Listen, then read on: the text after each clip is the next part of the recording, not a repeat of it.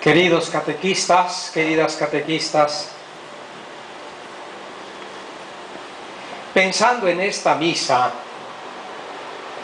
y cómo debía de hablarles a los y las catequistas, no dudé mucho, porque tomando los textos de inmediato me di cuenta de algo que también ustedes ciertamente habrán detectado. Por eso también quise leerles al principio de la misa esa breve introducción que nos habla un poco de cómo la Iglesia acomoda estos textos a lo largo de la Cuaresma. Y así es que me dije, pues voy a seguir la pedagogía y la didáctica de la Iglesia. Y ya leyendo los textos, pues volví a repetirme, voy a seguir la pedagogía y la didáctica de la palabra de Dios.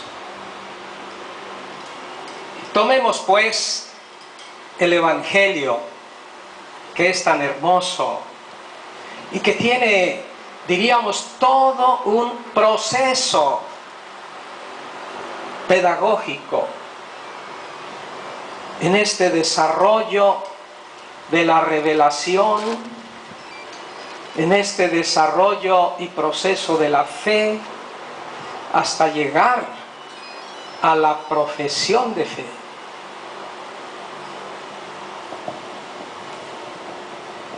Porque de eso se trata la obra de ustedes, ¿no? De eso se trata. Vemos que el Evangelio nos presenta en primer lugar un escenario, dónde y cómo suceden las cosas. Jesús con sus discípulos llegan a un pueblo de Samaria. Ese pueblo se llamaba Sicar, cerca del campo que dio Jacob a su hijo José. Ahí estaba el pozo de Jacob. Jesús, que venía cansado del camino, se sentó sin más en el brocal del pozo. Era cerca del mediodía. Hoy hablaban ustedes del calor de mediodía, ¿eh? Bueno, pues para entrar en contexto, viene muy a propósito, acordarnos del calor que traíamos a mediodía. Y empieza algo que posiblemente, pues, no esperaban o no esperábamos, ¿verdad? Aunque luego hay otros textos de la Sagrada Escritura que suceden cerca de los pozos y que son también momentos de gracia, Se acerca esta samaritana y Jesús se atreve. Y miren, es justo decir, se atreve, porque ya ven cómo le reclama la samaritana. ¿Cómo te atreves tú, que eres judío, a pedirme a mí, que soy samaritana, de beber? Y empieza un diálogo que va avanzando, Son 7 intervenciones de Jesús y 6 respuestas de esta mujer.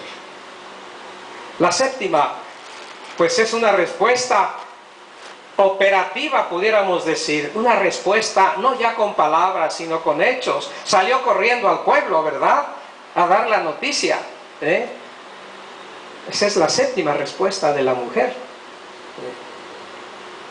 Pero es importantísimo descubrir ese proceso que se va llevando adelante y que ha empezado con el diálogo sobre el agua que Jesús le pedía a esa mujer, que pudiéramos pensar era el agua para saciar su sed física en un primer momento, pero que de inmediato se cambia en otra sed.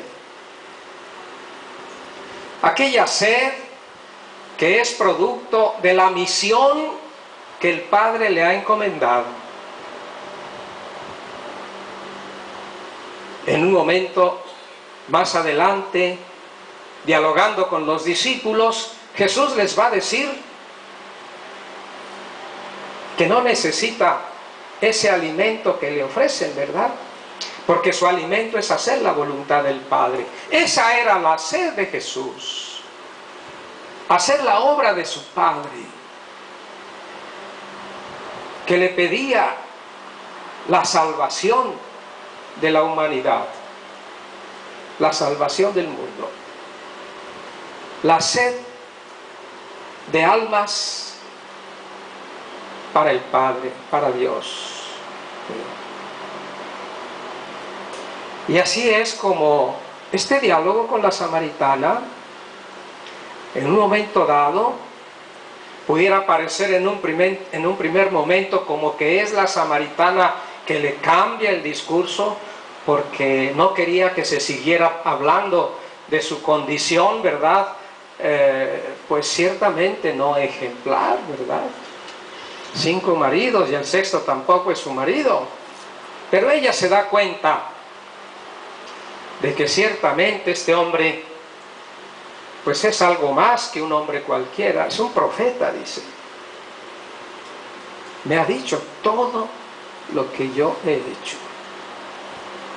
Este hombre conoce mi vida.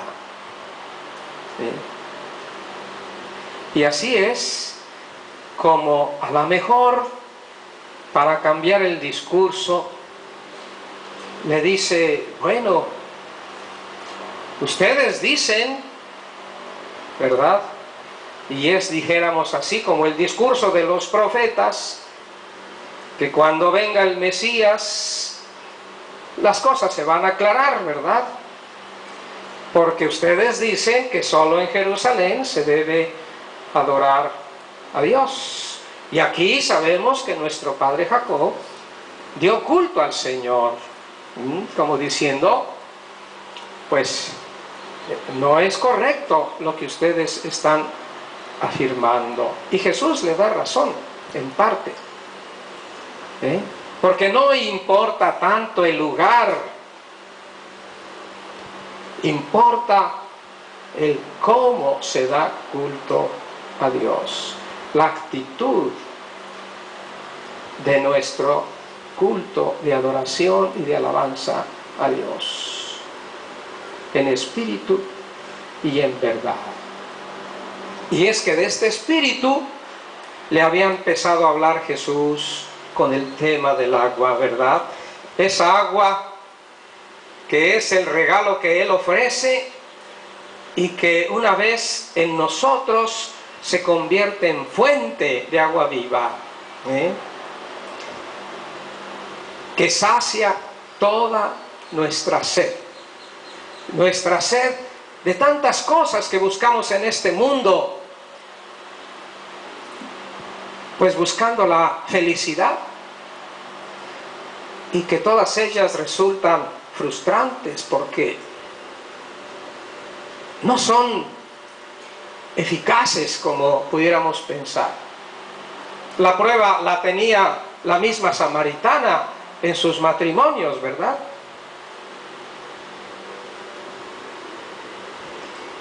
Y pudiéramos pensar en cualquier otro tipo de búsqueda, de riqueza, de poder, de imagen, cualquier otra cosa. Al fin y al cabo, seguimos sedientos. En este aspecto nos revelamos insaciables. Y por una razón que es lógica.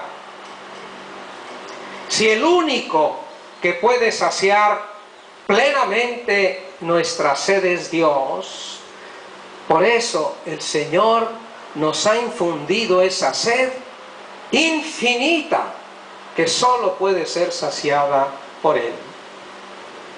Y todas las cosas de este mundo se revelan pequeñas, incapaces de llenar ese espacio infinito de felicidad. Y bien, dice la samaritana, cuando venga el Mesías, ¿verdad?, Él va a poner las cosas en claro, como cerrando el discurso. Pero es otra vez Jesús el que cierra el discurso, no es ella. Parecería que ya era el jaque mate, ¿no?, para acabar esa conversación que le estaba resultando, pues, un poco incómoda tal vez, ¿no? Y Jesús le dice: yo soy el Mesías.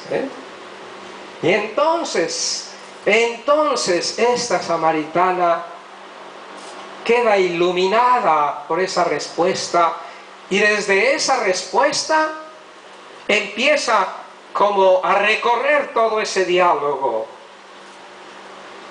todo lo que se fue diciendo y cómo Jesús fue actuando y respondiendo en ese diálogo. Y sale corriendo a anunciar a su pueblo que ahí ha encontrado un hombre junto al pozo que le ha dicho, ¿verdad? Ya se pueden imaginar el alboroto que creó, ¿verdad?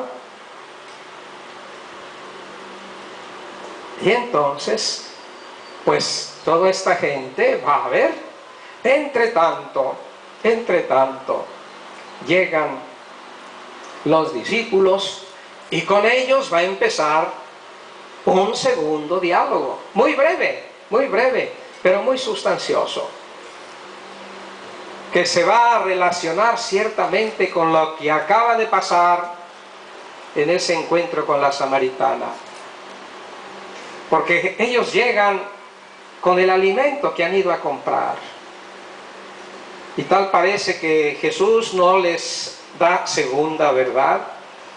Y entonces ellos piensan, pues alguien le habrá traído de comer, ¿verdad?